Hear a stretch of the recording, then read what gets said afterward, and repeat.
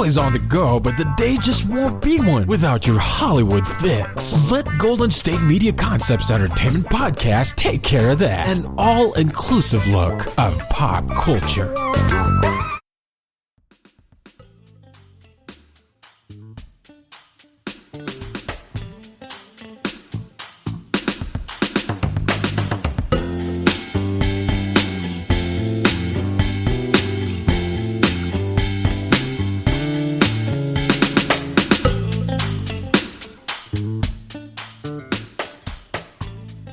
What's up, you guys? Welcome to GSMC Entertainment Podcast, brought to you by the GSMC Podcast Network. I'm your host, Cynthia, and happy Monday, everyone. I hope you all are having a fabulous day. I hope you all are feeling very well rested and rejuvenated after that extra 1 hour of sleep we got. I know I definitely do. The only thing is I'm starting to feel really tired towards the end of the day. Like, once 5 p.m. hits, it's like, okay, time to go to bed. Like, I don't know if anyone else felt like that yesterday, but I feel like I'm definitely starting to feel like that right now. It's 4:45 right now, but I don't know what it is. I think it's because the sun is setting sooner. So it's like, again, my circadian rhythm is trying to adjust, and it's telling my body like, okay, girl, it's time to go to bed. But in reality, it's not. It's like really early still. Anyway, I had a really chill Halloween, unlike other people, which we'll be discussing all in today's episode. But I had a really chill Halloween, which is unlike me, but we are in a pandemic. Usually I like go full out, costumes, parties, and all of that. But this time around, the vibes just weren't right. You feel me? Like, it just, first of all, it's been hot here in the Sacramento area. So I'm like, I don't know. Like, Halloween's supposed to be cold and creepy, and it's been very warm, like 80 degrees. So I'm like, that's one reason why I didn't really feel very festive this year. And also, just the pandemic, I was like, what am I going to do? Like, spend all this money on costume making? Because making costumes is expensive, okay? Costumes are expensive. Like, I'm just going to dress up and just, like, sit in my living room, you know? Like, I'm not going to just create a costume just to post on Instagram, you know? Like, I literally had no plans. Like, none of my friends were doing anything. So I was like, you know, I'm good off that. Like, I don't need to dress up if don't really have plans, you know? So my boyfriend came to visit, and we had a really relaxing night in. We ate hella crab. We are both a fan of crab, Cajun style. Even just talking about it makes me hungry. But yeah, it was a good weekend, chill. I had work and a really bomb workout, post-Halloween workout. So I'm feeling great on this lovely Monday. This daylight savings is definitely working out in my favor. And like I said, we're going to be discussing all about recapping on what has happened over the weekend, celebrities in particular. We're going to be talking and rating their costume outfits, as well as some scrutiny that a specific party and a specific family is under scrutiny again in hot water.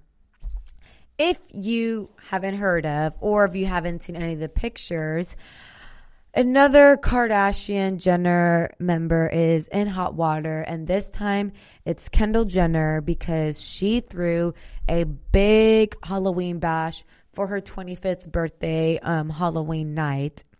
So Kendall Jenner, she turns 25 years old on November 3rd, so tomorrow. And on Halloween, she threw a giant party in the middle of a pandemic that is currently experiencing a record surge in COVID cases, in case they haven't heard of, but I'm sure they have and they just don't care. The party, which was attended by celebrities like Hailey Bieber, Kanye West, Kim Kardashian, Scott Disick, Travis Scott, Kylie Jenner, Jaden Smith, Paris Hilton, Justine Skye, Quavo, Saweetie, Winnie Harlow, Doja Cat, Justin Bieber, and more. They were all at Harriet's rooftop at Hotel One in West Hollywood. And Entertainment Tonight reports that guests at the star-studded party took rapid tests on site and were not permitted to enter the event until they received their negative result. No one at the party, however, appeared to wear a mask. To be honest, I don't know how true this is.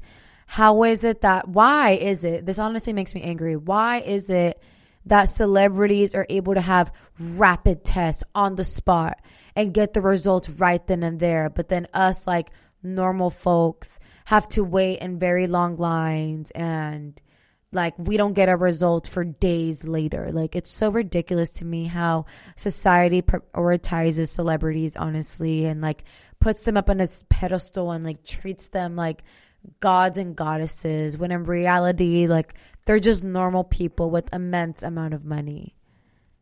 Anyway, so Kendall Jenner, she went as Pamela Anderson in Barbed Wire and captioned her post, "Don't call me babe. Happy Halloween. Go vote." And her picture looks good. Not gonna lie, like she did the thing.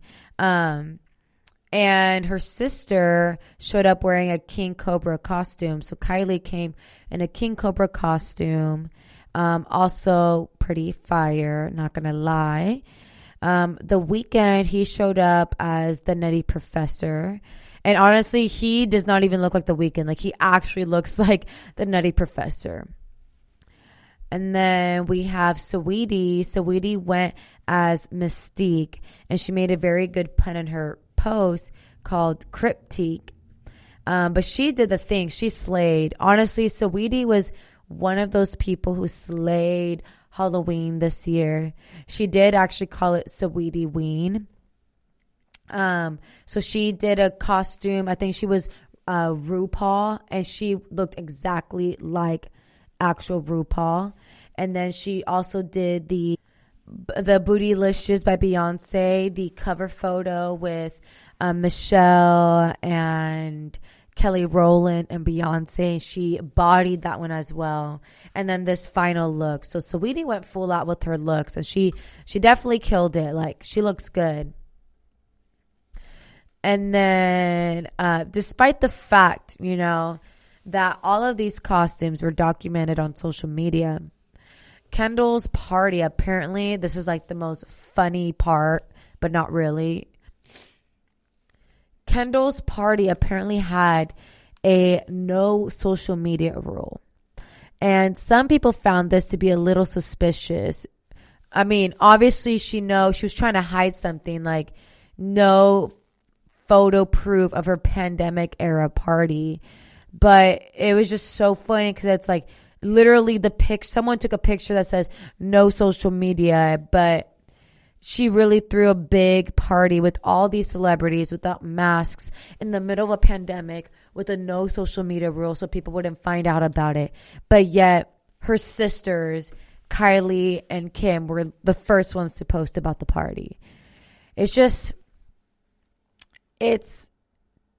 frustrating to see, I don't know if COVID rules only apply to us poor people or what, because these celebrities are not following it at all. And there was one video in specific that was going viral from her party.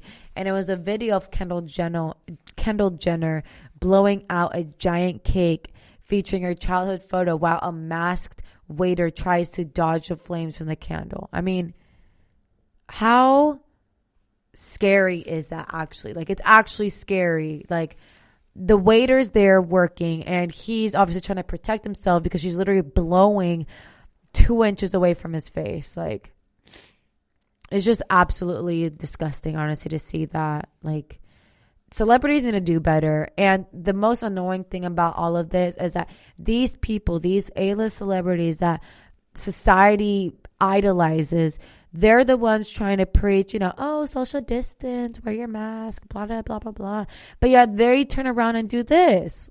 Like, this is why we shouldn't turn to celebrities to be our voices. Like, they shouldn't be the voice of the generation because they're the last people we should be listening to.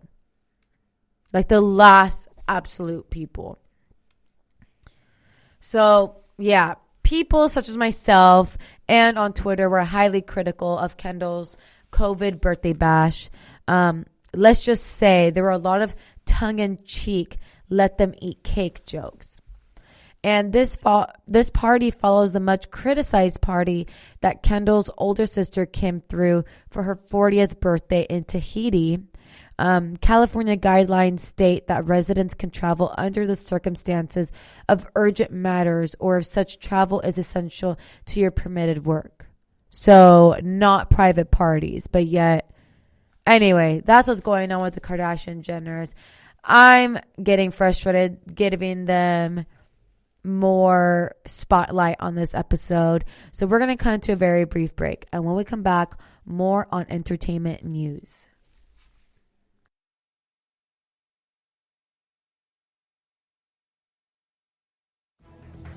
Want to find out what movies to go see? Then check out the GSMC Movie Podcast. It's your ticket to the latest movies, whether it's a new blockbuster event, romantic, comedy, or action flick. This show has got it all covered. They talk some what to go see now. Don't bother. What's hot on Netflix and everything in between. That's gsmcpodcast.com/movie-podcast. When it's all about the movies, it has to be this new show. Don't forget to like them on Facebook and follow them on Twitter. Visit gsmcpodcast.com for more info.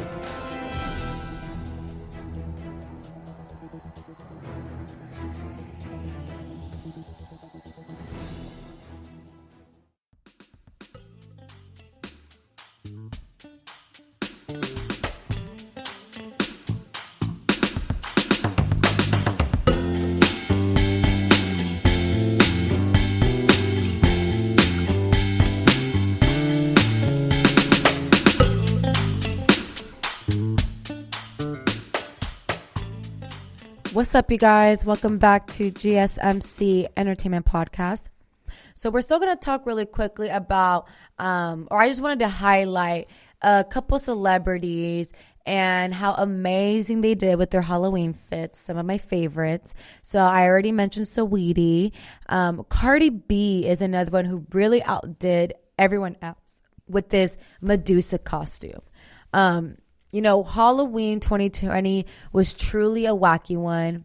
Neighborhoods came up with new and creative ways to keep trick-or-treaters safe from COVID-19. The candy shoot is a seriously cool invention. Ariana Grande used her platform to encourage people to stay home instead of going to big parties and spreading the virus. Celebrities dressed up, but many of them stayed home and used their Instagram to show off their creative looks. But one look outdid all the others, and that was Cardi B's Medusa costume. Like, this looks so freaking cool. Cardi did it right, y'all. Like, if you can't party with a big group of friends, come up with a showstopper costume, do a photo shoot, and post at least 2 photos on your grid. She tagged Laurel DeWitt, who designed the snake body, and Baba Jank, who designed the top and skirt. I mean, a costume this good cannot be the brainchild of just one person, right? So everyone who had a hand in this deserves all the credit Cardi is giving them. But Cardi wasn't the only one in her household to slay Halloween. Her 2-year-old daughter, Culture, wore a Wonder Woman costume. And when you are 2 and a superhero, you don't have to pose with a serious face. You know, you can giggle and smile and be distracted from the camera. And it's actually much cuter that way. So if you haven't seen the picture of Culture, she's in her little Wonder Woman costume. She's like doing a little scrunchy face, grabbing her face. It's honestly so freaking cute. But yeah, Cardi B definitely won Halloween with this costume. But she also won the holiday the moment Ciara recreated her look. So Ciara is another celebrity who really outdid it with her Halloween costumes. So Ciara recreated Cardi B's album cover, the one where she's wearing like the yellow wig and like the checkered suit. So Ciara dressed up as her, and then she also, the Privacy album. And then she also dressed up as Megan Thee Stallion in one of her single covers. So Ciara is another one that really freaking did it. And when Ciara recreated Cardi B's fit, Cardi B wrote, "I'm gagging. I love it. I'm so hype. I've always been a huge fan of Ciara and became an even bigger fan after I met her. She is the most sweetest and the most nicest person in the world. A true peach. Staying sweet and humble was the prayer." So she was also praising Ciara. Honestly, I just love when celebrities show each other love, no drama filled, just good energy, good love in the air. So those are my top picks for the best, or the celebrities who outdid themselves this year for Halloween. So Ciara, Cardi B, and then in third place, Saweetie. That's how I would rank them. Now moving on to a different topic and a little bit more somber news. We're going to talk about Chrissy Teigen and how she got a tattoo to honor her son, Jack, after his death. So if you guys haven't heard, a month ago, Chrissy Teigen revealed that the baby she and her husband, John Legend, were expecting had died. So I'm going to read to you guys the statement she wrote. She wrote in part, "We are shocked and in the kind of deep pain you only hear about, the kind of pain we've never felt before. We were never able to stop the bleeding and give our baby the fluids he needed, despite bags and bags of blood transfusions. It just wasn't enough. We never decide on our baby's names until the last possible moment after they're born, just before we leave the hospital. But we, for some reason, have started to call this little guy in my belly Jack. So he will always be Jack to us. Jack worked so hard to be a part of our little family, and he will be forever. To our Jack, I'm so sorry that the first few moments of your life were met with so many complications, that we couldn't give you the home you needed to survive. We will always love you." This is so heartbreaking. And then she posted that caption with a raw and instant photo of the incident of her, like a black and white photo, crying in the hospital bed. Like, I could never, ever just deal with something like that. Like, it's truly so sad. And in a tweet today, actually, Chrissy Teigen revealed that she had gotten a tattoo on her wrist in honor of Jack. And the scroll tattoo simply reads Jack. So it's really cute, very simple. She got the tattoo to go along with the other she has for her son and her daughter, Luna and Miles, and for her husband. A couple of weeks after she announced Jack's death, Chrissy Teigen posted a tweet John Legend wrote for her with the following note: "We are quiet, but we are okay. Love you all so much." And the tweet that John Legend tweeted was, "This is for Chrissy. I love and cherish you and our family so much. We've experienced the highest highs and lowest lows together. Watching you carry our children has been so moving and humbling." So last week, she shared an essay she wrote for Medium about the loss she and her family experienced. She reflected on the responses she got from fans about the photos she shared of her experience delivering a son who would not survive. And she states, "I cannot express how little I care that you hate the photos," she said. "How little I care that it's something you wouldn't have done. I lived it. I chose to do it. And more than anything, these photos aren't for anyone but the people who have lived this or are curious enough to wonder what something like this is like. These photos are only for the people who need them. The thoughts of others do not matter to me. I wrote this because I knew for me I needed to say something before I could move on from this and return back to life. So I truly thank you for allowing me to do so. Jack will always be loved, explained to our kids as existing in the wind and trees and the butterflies they see. Thank you so much to every single person who has had us in their thoughts or gone as far as to send us your love and stories. We are so incredibly lucky. I can't believe that, on top of this, she, experienced a loss of a baby, a traumatic loss of her baby, and people still tend to or are trying to break her apart and criticize her for the way that she's grieving. That is just so messed up. I don't understand why people would do such a thing. And I feel like that's what's really missing in today's society is people just need to be kinder to one another. For real. People need to be kinder to one another. People need to step back from their own little bubbles and think twice about what comes out of their mouth. Is what I'm about to say going to put more good or bad into this space, into this world, into, this moment right now? And if it's not, then just keep it shut. Keep it cute. Keep it mute. You feel me? Can't you guys tell I'm a little bit irritated today? I'm all going on a tangent. But no, for real.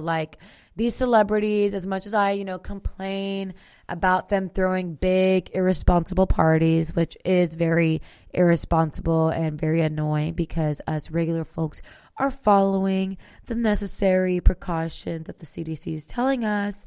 But anyway, we definitely just need to be more kinder to one another.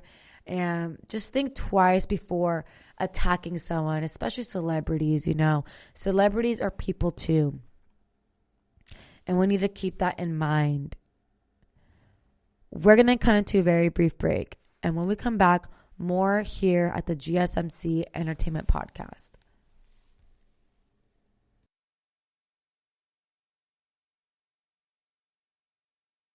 Tired of searching the vast jungle of podcasts? Now listen close and hear this out. There's a podcast network that covers just about everything that you've been searching. Hey! The Golden State Media Concepts Podcast Network is here. Nothing less than a podcast bliss with endless hours of podcast coverage. From news, sports, music, fashion, cooking, entertainment, fantasy, football, and so much more. So stop lurking around and go straight out to the Golden State Media Concepts Podcast Network. Guaranteed to fill that podcast itch. Whatever it may be. Visit us at www.gsmcpodcast.com. Follow us on Facebook and Twitter and download us on iTunes, SoundCloud, and Google Play.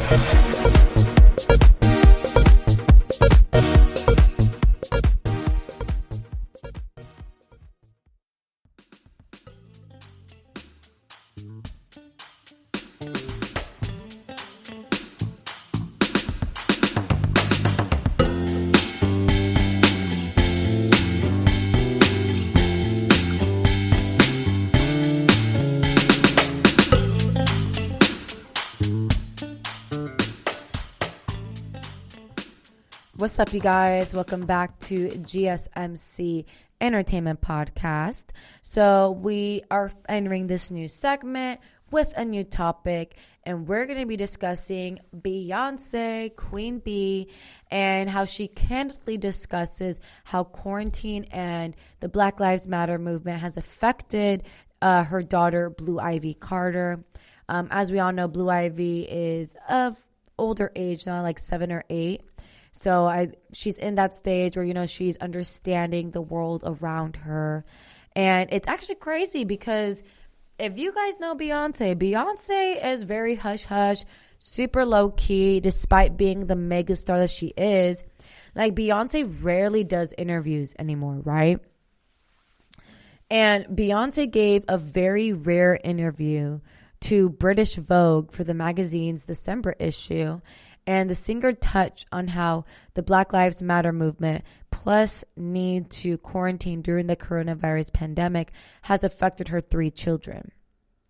Bay's twins, Sir and Rumi Carter, are just 3, but Blue Ivy Carter is 8. And she is aware, Beyonce told British Vogue's editor-in-chief, Edward Enninful. Edward Enninful asked how 2020 has changed Beyonce as a parent. And she said, I have become a better listener. Blue is very smart, and she is aware that there is a shift. But it is my job as a parent to do my best to keep her world as positive and safe as can be for an 8-year-old. My best advice is to love them harder than ever. I let my children know that they are never too young to contribute to changing the world. I never underestimate their thoughts and feelings, and I check in with them to understand how this is affecting them. Blue saw some of the reactions to the brown skin girl video, as well as some of the videos from the philanthropic work I've done this year.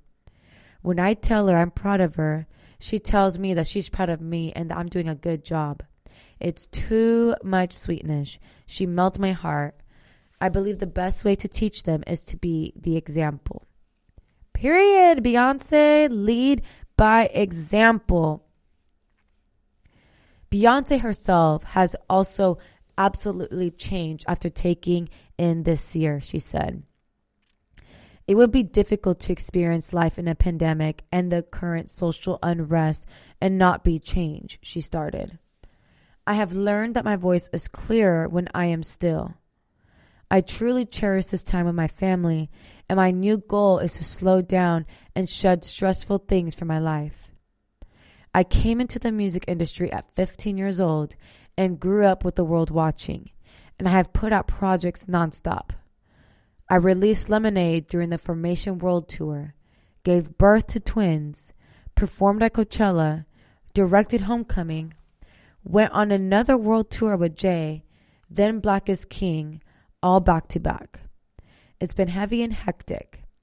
I spent a lot of time focusing on building my legacy and representing my culture the best way I know how. Now I've decided to give myself permission to focus on my joy. I freaking love that because Beyonce really she really has been hustling like her whole life. So she is finally at that stage where she can enjoy, the fruits of her labor. Like she's at that stage. She literally she's good. She does not need to work a day in her life. She is good. I love what she just said. I've decided to give myself permission to focus on my joy. Absolutely love that. And still on the discussion of Beyonce.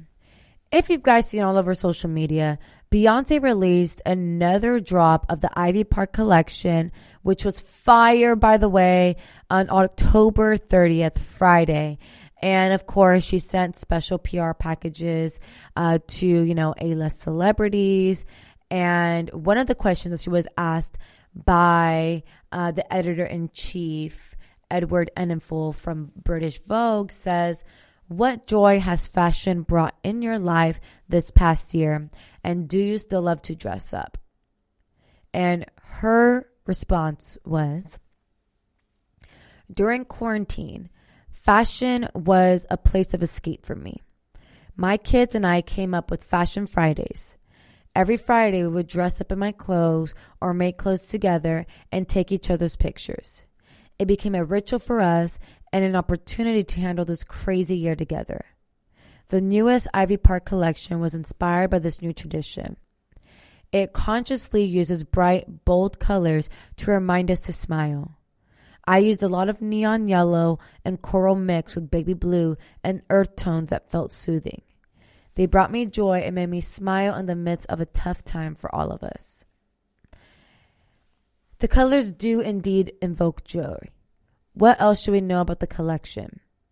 She responds, it's an honor to have Ivy Park featured in British Vogue. Thank you. Ivy Park is all in the details and fit is extremely important. The waistline falling at just the right spot to be flattering to the body. Extra stretchy panels across the stomach to give you a flatter tummy. Sporty suiting is a staple, and oversized coats in cool, lightweight fabrics round it out. My vision for the collection is that it is fun, functional, and fashionable, with athletic options that you can wear to the gym, then to the nightclub, from playing basketball to voguing at the balls. The goal is to be infinitely inclusive from style to size. Next question. I want to turn your attention to your seminal visual album, Black is King. It is a powerful example of how culture can help to shape a societal shift. How did you begin your work on a project of such magnitude? She responds, it started out simple in my backyard. I wanted to do 1 or 2 videos for the gift album. Then it just grew. Before we knew it, we were shooting in Nigeria, Ghana, London, Los Angeles, Johannesburg, and KwaZulu-Natal, South Africa, where we filmed with the women of the Himba tribe. It took an incredible group of creatives from all around the world, and so many of us were of African descent, telling a part of our own family story and its hidden history. Black is King was a huge production that employed a large number of brilliant artists who may not typically see themselves working on a Disney project until now. Black is King distilled so much about what was happening in the world, and you chose to share your spotlight with such a varied and fascinating group of fellow artists. How does someone get on Beyonce's radar? She responds, I try to work with people who push me to become a better artist and human. I love creating a bridge for talented artists who wouldn't typically work together. It's bringing together all those perspectives and experiences that creates great storytelling. I believe great art is discovered when you are consistent, a hard worker, and combine that with vision. Your gift finds its home at some point. Okay, Beyonce. Good tips right there. Next question. Why is finding undiscovered talent so important to you? She responds, not everyone has the opportunity to be hired to work at Vogue or to direct a film or create a clothing line, and that is attributed to the lack of diversity in the room. I've been focused on changing that mentality with my projects. I've invested 100% of my earnings into making sure that we had the best people in production on the film, because I know that the level of quality any production needs can be found in a diverse crew. You and I know it exists. I am hoping this film will show that we all have to make a conscious decision to look into untapped talent in multiple and diverse communities. Next question. Fashion is obviously such a powerful element in the project, as well as in your life and career. How did you go about making your fashion choices for it, and what was the intent? Her response. It was important that we worked with the African designers, and the wardrobe amplified key themes in the film, such as Black opulence and excellence. The fashion displayed a range of culture and heritage. The way we used color to transition from one emotion to another was intentional and symbolic. One of the best parts of this whole film was a collaboration and mutual respect of African American creatives and creatives from the African diaspora.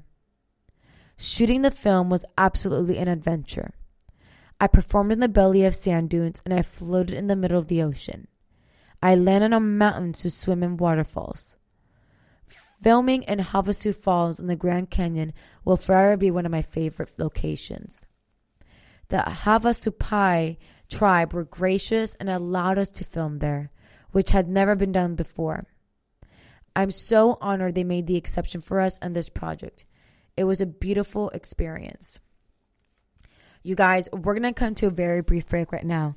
And when we come back, more on this British Vogue interview between Beyonce and the editor-in-chief.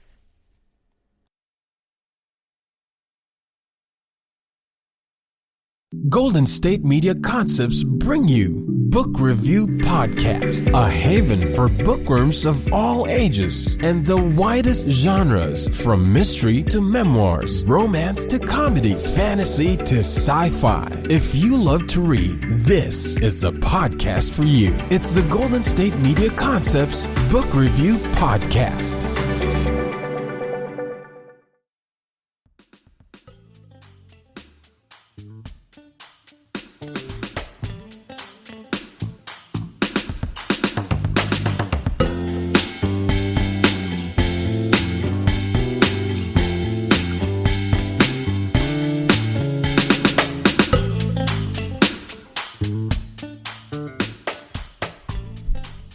What's up, you guys? Welcome back to GSMC Entertainment Podcast. We are still continuing on the conversation, continuing on the interview between British Vogue and Beyonce. So the next question goes, being of Ghanaian heritage, I was, of course, excited to see your work celebrating African culture so thoughtfully and passionately. As an African American, how do you see yourself and your work in relation to the global Black community? Shout out to Ghana, she says. We shot there for the Already video. We worked with Shada Whale and the choreographer Dance God Lloyd. I am doing what my family has always done in celebrating and uplifting the Black community.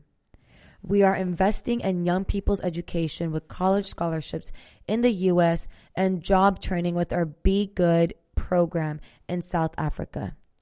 I'm also proud of the work we've done through Be Good and the NAACP, National Association for the Advancement of Colored People, to support Black-owned small businesses that would not have been able to survive this year. He says, can you give me some insight into your creative process? She says, I choose to invest my time and energy only in projects that I am passionate about. Once I've committed, I give it all of me. I start with identifying my intention and making sure that I am aligned with the collaborators of the same purpose. It takes enormous patience to rock with me. My process is tedious. I review every second of footage several times and know it backwards and forwards. I find every ounce of magic and then I deconstruct it. I keep building more layers and repeat this editing process for months. I won't let up until it's undeniably reached its full potential. I believe my strength is understanding how storytelling, music, lighting, angles, fashion, art direction, history, dance, and editing work together. They are all equally important.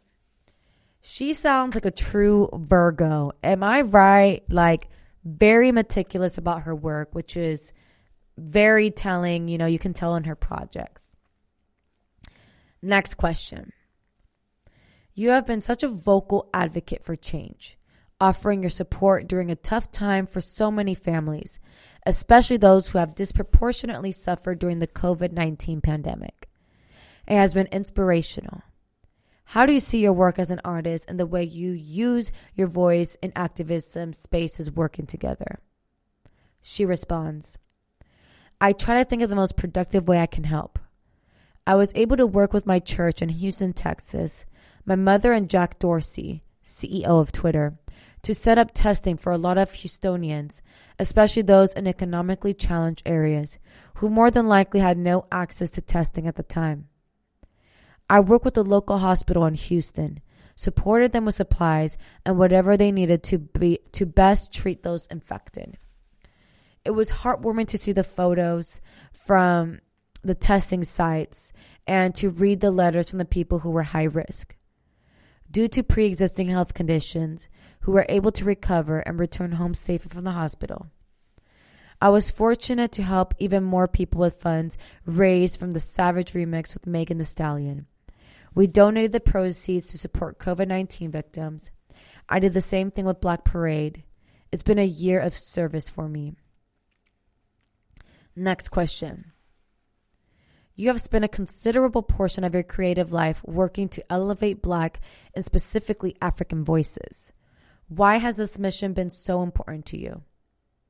She responds, something cracked open inside of me right after giving birth to my first daughter. From that point on, I truly understood my power, and motherhood has been my biggest inspiration. It became my mission to make sure she lived in a world where she feels truly seen and valued. I was also deeply inspired by my trip to South Africa with my family. And after having my son, Sir Carter, I felt it was important to uplift and praise our boys and to assure that they grew up with enough films, children's books, and music that promote emotional intelligence, self-value, and our rich history. That's why the film is dedicated to him. Next question. Do you feel changed as a person by the event of 2020? And if so, in what ways? And we already answered this question, that she's decided to give permission to focus on her joy. So you guys, that's going to wrap up today's episode here at the GSMC Entertainment Podcast. I really hope you guys enjoyed today's topics, regarding celebrities and Halloween and Chrissy Teigen's tattoo and Beyonce's interview with British Vogue. If you guys enjoyed today's episode, please don't forget to like, share, subscribe, comment, and I'll catch you guys for the next one. You've been listening to the Golden State Media Concepts Entertainment Podcast, part of the Golden State Media Concepts Podcast Network. You can find this show and others like it at www.gsmcpodcast.com. Download our podcast on iTunes, Stitcher, SoundCloud, and Google Play. Just type in GSMC to find all the shows from the Golden State Media Concepts Podcast Network. From movies to music, from sports to entertainment, and even weird news. You can also follow us on Twitter and on Facebook. Thank you, and we hope you have enjoyed today's program.